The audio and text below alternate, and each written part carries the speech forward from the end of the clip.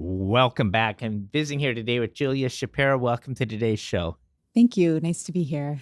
So, Julia, you created an amazing company, but before we get into that, for the listeners, can you establish your background of what you've done prior to hiring Esquire? Sure.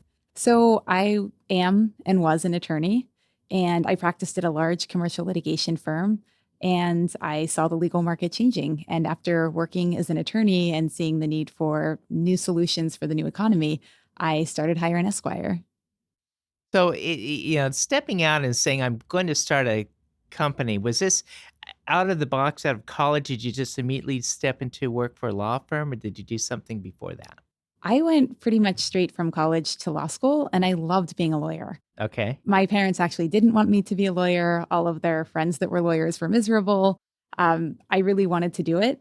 And I really enjoyed practicing a lot. And I never thought that I would be an entrepreneur. I didn't plan on starting a company. If anything, my goal was to work for maybe 5, 10 years, save up some money, and do civil rights work. So I was supposed to be working for the ACLU right now, which is actually a lot more competitive than working for a large firm. Hmm. And instead, I got an idea while I was working at Pepper, and here I am. So when you are looking at law school and people coming out, why do many people go to law school and then come out miserable? So that's what was surprising to me as someone who was discouraged from going to law school was that a lot of people were there, I think, because, well, there were three reasons. One, there were family expectations and there was family pressure to do something like go to a professional school. Another one was people thought it was what they were supposed to be doing and they thought it was a career choice that was safe and would guarantee financial stability. And then the third was people who really were into law and politics and loved writing and all of the things that are very present when you get into law school and when you're in law school, but aren't actually what you do when you're actually practicing law.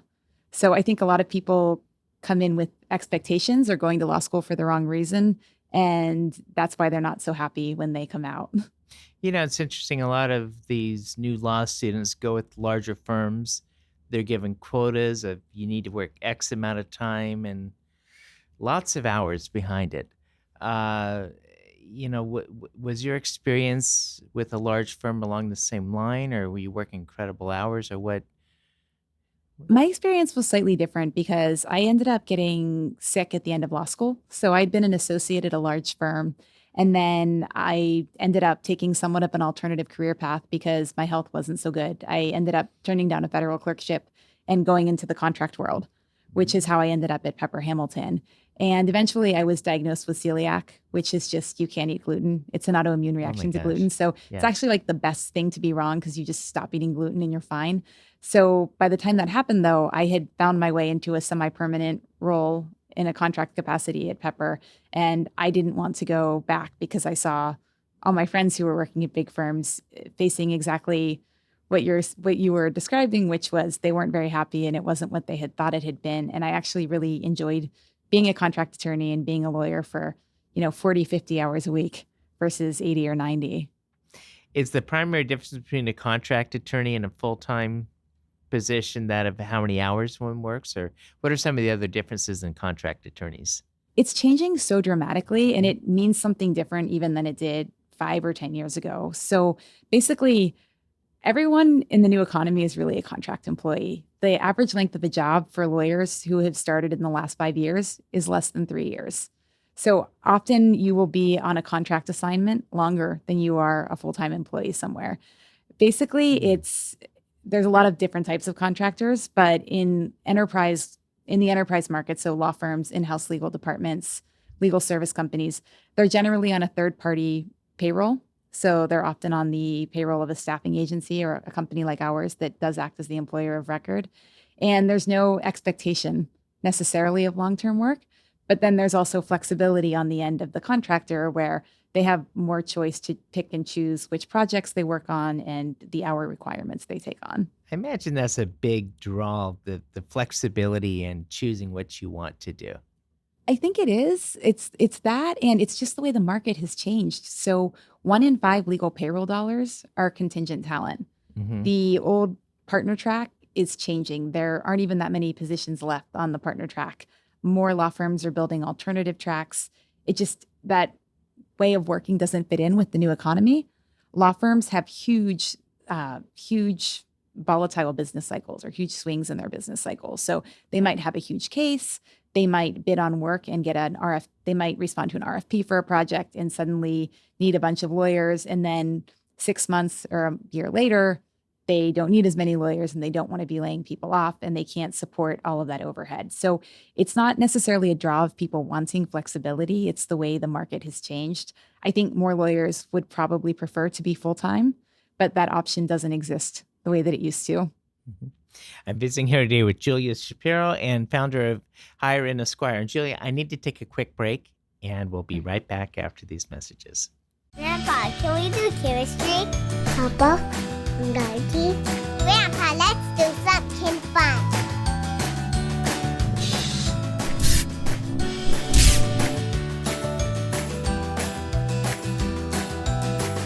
We'll help you stay organized so you can focus on what really matters in life.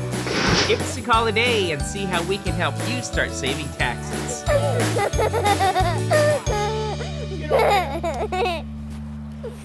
Welcome back. I'm visiting here today with Julia Shapiro. And Julia, in the first segment, we talked about your background of starting a law career and then moving out to starting the company Hire and Esquire. When you started out in the profession, what type of contract law work were you doing? So I was primarily working on large litigations. I started out doing things like document review. And then as I worked at the firm longer, I started doing more pretrial work, more research, memos, sometimes meeting with in-house counsel. And I spoke Spanish, so I was placed on some Spanish cases where they didn't have enough associates. So I got to do more associate level work as I was there longer. And then also I, at the same time, was doing some pro bono work with legal aid offices, which I had time to do because I was a contract attorney. So I was getting to go into court in that capacity. So Julia, in the workforce and the entrepreneurs, when they step out, are typically trying to solve some type of problem that they see needs to be solved. When you did Hire and Esquire, what were you looking at of the problem that you're trying to fill the void with in the marketplace? So there were multiple problems that I saw from different angles of the market. One, at Pepper, I was somewhat involved in helping with some of the staffing. I knew a lot of the contract attorneys, the projects would shift. So we would often work with the paralegals that were coordinating with just sharing information. And I realized that staffing agencies had not changed since mid-century.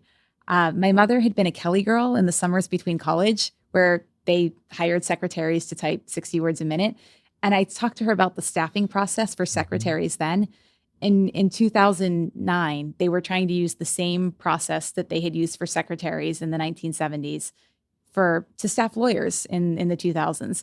And so I initially went to look for something like Hire and Esquire to just make life easier and tell Pepper to use it. And also, I had a lot of friends that were doing contract work other places. And even though often our recruiters at the staffing agencies were really great and really nice people with good intentions, they could not provide the human touch that was necessary to staff large projects and manage multiple relationships.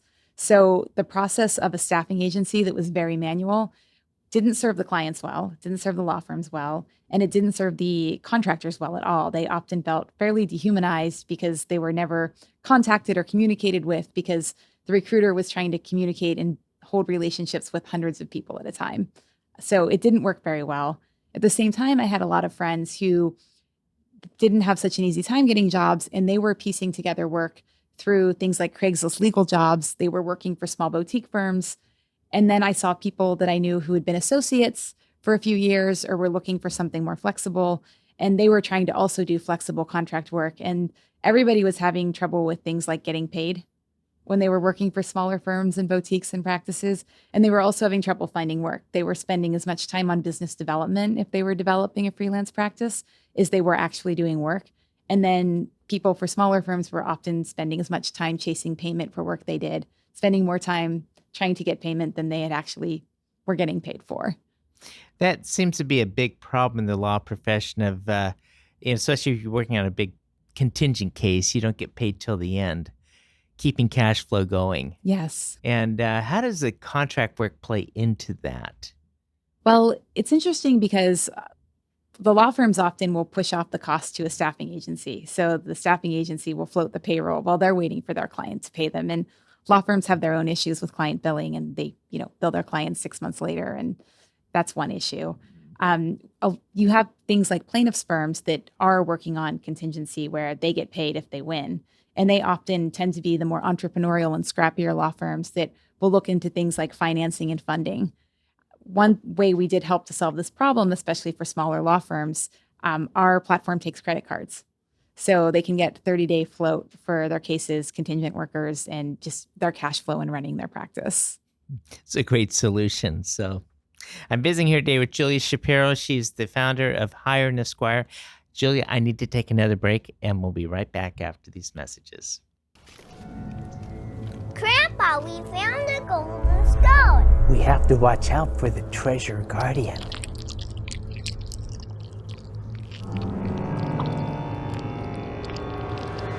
Oh no, the treasure guardians! Since you can't take your wealth with you, spend time with your family. Groco, servicing family office needs since 1964. Welcome back. I'm visiting here today with Julia Shapiro. She's the founder of Hire and Esquire. And Julia, in the prior segment, we were talking about contract attorneys and differentiating them from, the full-time employees. And, you touched briefly upon some of the issues that come into play with the cash flow, the collections, and that's just the nature of the beast of the law profession.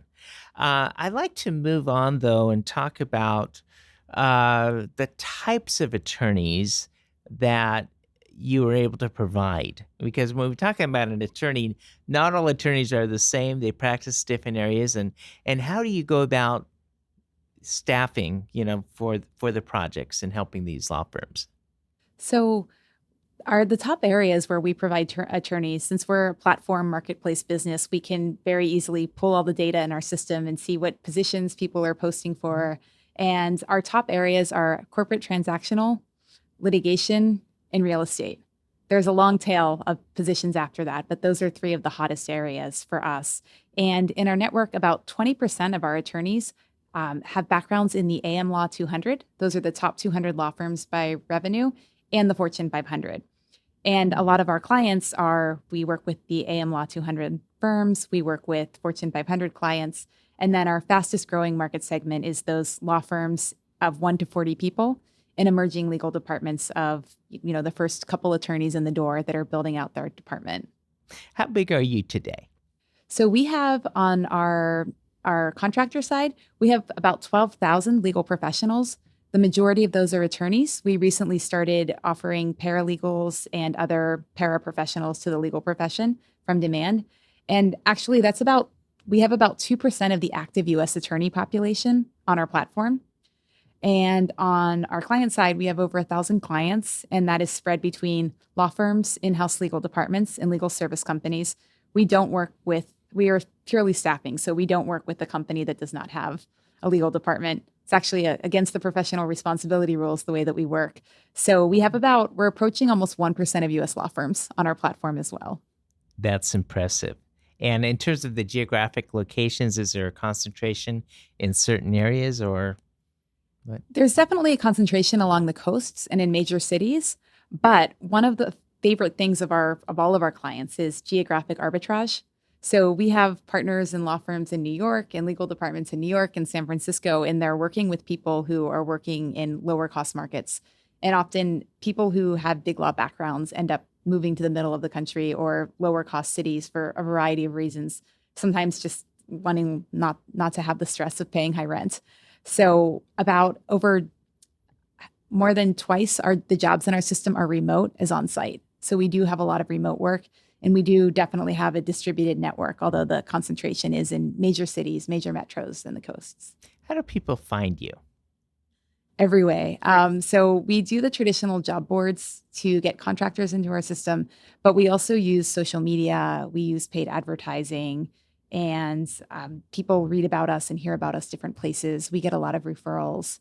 And the great thing about a network like ours and the model we have is that Anyone can find us in the middle of the night whenever they need to. They can sign up. We do have a short verification and vetting process that's part automated, part human to get people into the system. We do full verification of both clients and attorneys. And then once they're in the system, they don't need to wait for a recruiter. They can just interact and sign up and talk to one another and make placements at their convenience. Do you ever find quality control to be a problem? Well, we find that to be an advantage to us. So over the years, we've developed a 4-step onboarding process for attorneys. And part of our recruiting team is a behavioral psychologist. So in addition to the first step is just verifying that the person is an attorney or legal professional, that their license is in good standing, that their standing is good, there's no disciplinary history, basic background things, and their identity. That's level 1. No one gets into our system without that. Then we use something called psychometrics, which if you're familiar with Moneyball in sports, it's a very similar thing for the workplace. And our behavioral psychologist, Eric Fox, actually studied under the professors that did a lot of the work, the Moneyball work within Major League Sports. So you can actually predict workplace performance, or the best predictor of workplace performance is by assessing certain traits in people that we know more informally as soft skills. So we do a soft skill assessment of our contractors, and we triangulate data from different sources. So one source is we have reference surveys that are asking people they've worked with, usually direct supervisors, standardized questions about their work style. It's not good or bad, it's how they perform in different situations. We have the candidates do their own assessment of how they perceive themselves and how they think they handle certain situations. And then we add in a structured behavioral interview, which is also found to be much more effective than unstructured interviews. And again, you're not asking good or bad questions, you're looking for different responses and reactions. All of those are put together to give us an assessment of the candidates. And then when somebody posts a job, we've not only cataloged what traits are most important to succeeding in that job, also we ask the person posting the job about the work environment. So then an attorney is matched with a fit score according to those questions. And so vetting actually becomes, in quality control, becomes one of our strong suits. And we do things in a much more scientific, data-driven fashion than any other staffing company. I can see why you've grown to 12,000 attorneys, because you really have put a lot into this with the quality control and the making sure that it's a win-win situation for your contractors going in as well as the clients coming out. What is the average length of an engagement with a law firm? It usually ends up being 3 to 6 months. But it's very skewed because we have some of our smaller firm clients and even some of our larger firm clients, they will need an attorney for local counsel in a weird jurisdiction, or there will be a one-off project. They need expertise in something they don't have on staff. And one thing I love that's happening in our network is we have mentor attorneys. So younger attorneys who have set up practices and need help and guidance and expertise will post for mentor attorneys. And those do tend to actually be longer relationships. But my point is that we do have these often one-time projects where you're not going to need an attorney with this skill set again. So we'll have one time, and then we have some contractors who have worked through the same clients on our system for 2 to 3 years. And we have some smaller firms actually building their practice off of our platform. In today's world, when we're trying to do the hiring, you've obviously hit on a strong point of a process of trying to screen and vet. And can you give some insight of what you do when you're looking at hiring an attorney?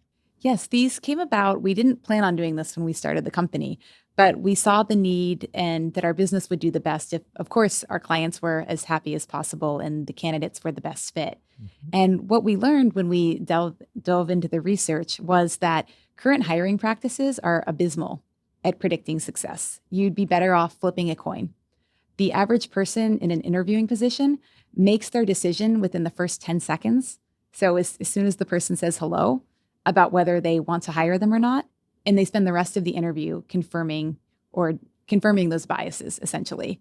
So part of our recruiting team, as of over 2.5 years ago, when we started developing these, is a behavioral psychologist who worked with the professors that did Moneyball for Major League Sports, Eric Fox. And we have put together a process based on 85 years of industrial organizational psychology research on predicting workplace performance. And our assessment process is built out according to that. And we've now been developing these for over 2.5 years. We've stress tested them through our own platform because we've also combined our own legal industry research. And all of our client success metrics have doubled since we've implemented these assessments. And in the past, our clients were often searching and finding attorneys on their own in our platform. And with these assessments, we do automated matching. And 66% of our placements are now made through automated matching. So we found that when clients rely on our system and our metrics to make their hiring decisions, it's twice as effective as when they use their instincts and their gut. Yeah, it's interesting that you've been able to work the technology to a large degree into your hiring practices then. Kind of like an online dating service. You're an online attorney referral service. So If we could screen and vet everyone as thoroughly for dating as we could for employment, I think that there would be a much happier dating world. how did you come about this idea, the concept of we're going to do this vetting and the screening using the technology? Well, we were always technology first. So the whole idea of Hire an Esquire was taking the staffing process and rebuilding it with technology for the way the modern era worked, where everything needed to be dynamic, everything needed to be fast. So with that, we always were looking at the best way to match, and we were doing what a lot of other marketplaces do. We were looking at tags and experience levels and all of those basic metrics, which we still use. But then we realized that what really was make or break for success and what really made our clients happy was when people had those right soft skills. And we all intuitively know those soft skills are really important. And then when you look at the research behind industrial organizational psychology and workplace performance, you find that one, those traits really do predict success. And two, there is a way to quantify and measure them. And people have been working on this for close to a century. So you can then take that research and those quantities basically and how they've quantified those traits, and you can put them into a technology product. When you have a new client, and in this term, client means a law firm coming in, how do you make sure you have the right fit for what you're trying to do on your deliverables? So they fill out after they're also vetted as a proper client for our system.